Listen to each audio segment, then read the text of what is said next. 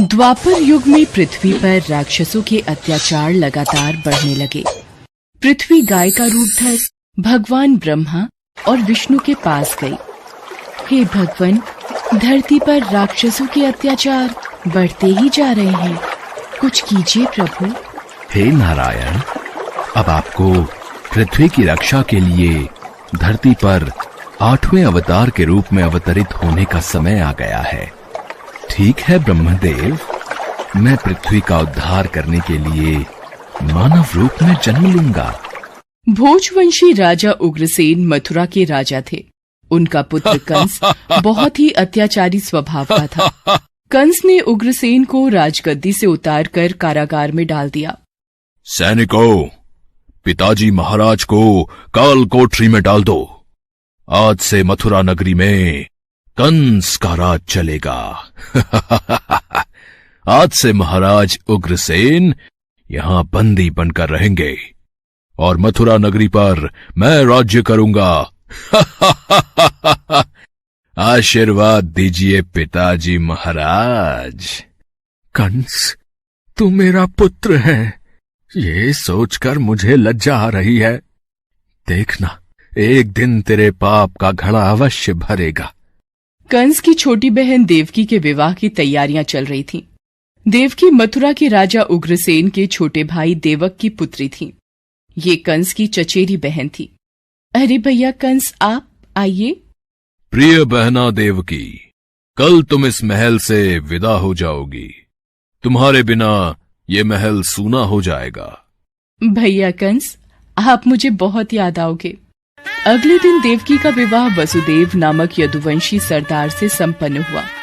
महाराज वसुदेव, मैं अपनी बहन देवकी से बहुत स्नेह करता हूं, इसलिए देवकी बहन को मैं स्वयं अपने रथ पर ससुराल विदा करके आऊंगा। ये तो हमारे लिए बहुत ही सौभाग्य की बात है महाराज कंस। कंस देवकी और वसुदेव को छोड़ने चल पड़ता है। देवकी के पिता देवक उसे बहुत सारा धन धान्य संपत्ति आदि देकर विदा करते हैं।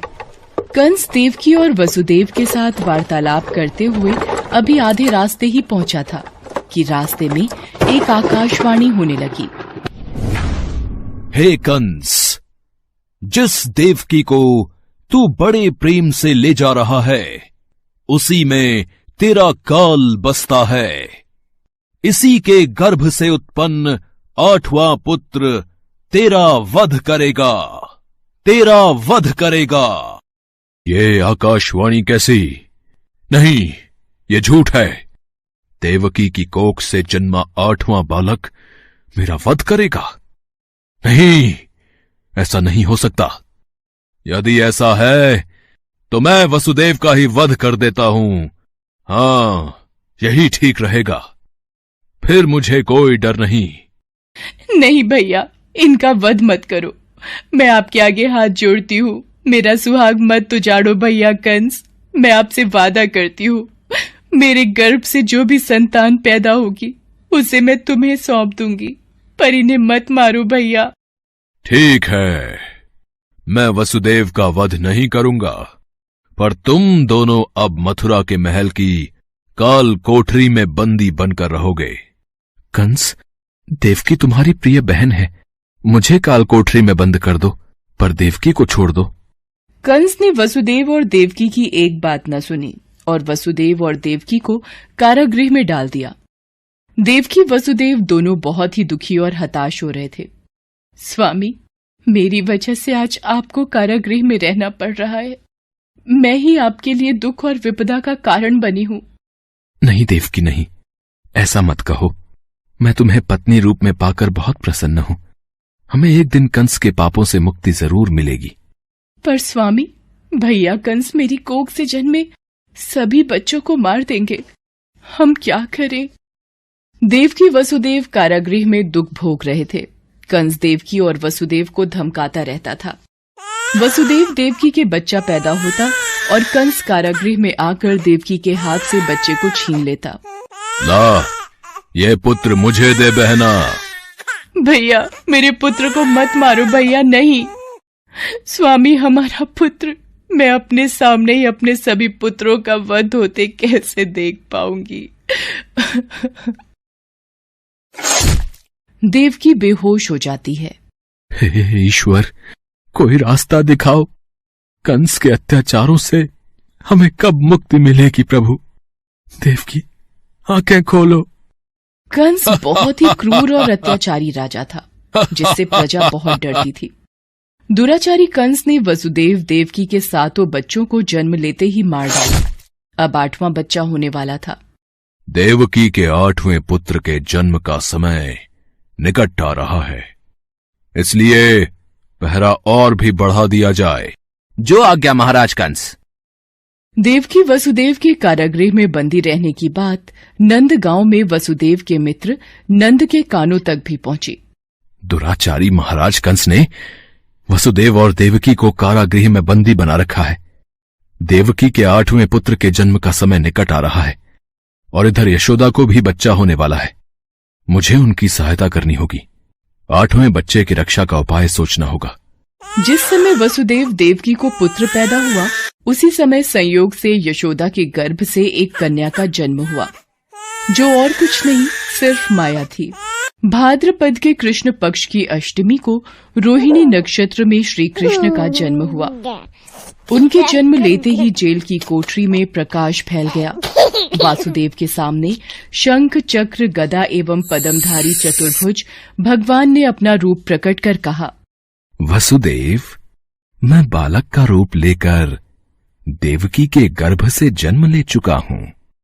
मेरा ये अवतार कंस के संहार के लिए ही हुआ है। अब देर न करो, तुम मुझे तत्काल गोकुल में नंद के यहां पहुंचा दो और उनकी अभी अभी जन्मी कन्या को लाकर कंस को सौंप दो। ये कहकर भगवान विष्णु अंतर्ध्यान हो गए। देखते ही देखते वसुदेव जी की हथकड़ियां अपने आप खुल गईं। कारागृह के द्वार अपने आप खुल गए। सभी पहरेदार सो गए। देवकी बेहोश अवस्था में थी। वसुदेव कृष्ण को एक टोकरी में रखकर गोकुल को चल दिए। बारिश और तूफान के बीच नन्हे कृष्ण को उठाए वसुदेव चल रहे थे। यमुना जी का जल स्तर तो बहुत ऊपर हो रहा है। कैसे जाऊं अपने नन्हे बालक को लेकर? हे नारायण, सहायता कीजिए। यमुना नदी श्री कृष्ण के चरणों को स्पर्श करना चाहती थी, इसलिए वो ऊपर हो गई। भगवान ने अपने पैर लटका दिए। चरण छूने के बाद यमुना घट गई। भगवान श्री कृष्ण की इस लीला को वसुदेव भली भांति देख रहे थे। वो यमुना पार कर गोकुल में नंद के यहाँ गए। मैं इस बालक कृष्ण को तुम्हें सौंप रहा हूं। ये बड़ा होकर मथुरा वासियों को कंस के अत्याचारों से मुक्ति दिलाएगा। लाओ मित्र वसुदेव, यशोदा अभी गहरी नींद में है। मैं इस बालक को यशोदा की बगल में सुला देता हूं। नंद माया रूपी कन्या को वसुदेव के हाथों में दे देते हैं। ये लो मित्र, इससे पहले कि कंस कारागृह में पहुंचे, तुम शीघ्र इस कन्या को लेकर वापस लौट जाओ। तुम धन्य हो मित्र, तुम धन्य हो। वसुदेव वापस कारागृह में लौट आते हैं और उनके लौटते ही कारागृह के द्वार अपने आप बंद हो जाते हैं। वसुदेव जी के हाथों में हथकड़ियां पड़ जाती हैं। हाँ, अरे ये तो बच्चे के रोने की आवाज है। महाराज कंस को सूचना देते हैं। देवकी, हमारे यहाँ 8वें पुत्र ने नहीं, पुत्री ने जन्म लिया है। क्या? अब ये तो पुत्री का जन्म हुआ है। पहरेदार कंस के पास जाते हैं। महाराज की जय हो। देवकी ने पुत्र को नहीं, पुत्री को जन्म दिया है। क्या? ऐसा कैसे हो सकता है? कोई बात नहीं, शायद मेरे प्रकोप से भगवान भी डर गए और पुत्र की जगह पुत्री का जन्म हो गया। ये तो विधि का विधान बदल गया। पर मुझे सावधान रहना होगा। मैं इस कन्या का भी वध कर दूंगा। भैया, इसे छोड़ दो, ये तो कन्या है। आपको तो मेरे 8वें पुत्र से कष्ट था। कंस ने देवकी की एक न सुनी और कन्या को देवकी की गोद से छीन लिया। कंस ने जैसे ही कन्या को पत्थर पर पटक कर मारना चाहा, वैसे ही कन्या कंस के हाथों से छूटकर आकाश में उड़ गई और कन्या ने देवी का रूप धारण कर लिया। हे कंस, तुझे मुझे मारकर कोई लाभ नहीं मिलेगा। तुझे मारने वाला तो कब का पैदा हो चुका है और गोकुल पहुंच गया है। ये कहकर देवी अंतर्ध्यान हो गईं। कंस ये दृश्य देखकर गुस्से से छटपटाने लगा और गुस्से में अपने महल में आ गया। कंस ने श्री कृष्ण को मारने के लिए अनेक दैत्य भेजे। श्री कृष्ण ने अपनी अलौकिक माया से सारे दैत्यों को मार डाला। बड़े होने पर कृष्ण ने कंस को मारकर उग्रसेन को राजगद्दी पर बिठाया। उस दिन से श्री कृष्ण के जन्म महोत्सव को सारे देश में बड़े हर्षोल्लास से जन्माष्टमी के रूप में मनाया जाता है। भगवान कृष्ण की नगरी मथुरा में इस त्योहार की विशेष धूम रहती है और इसी के साथ पूरे ब्रज क्षेत्र में जन्माष्टमी का त्योहार धूमधाम से मनाया जाता है।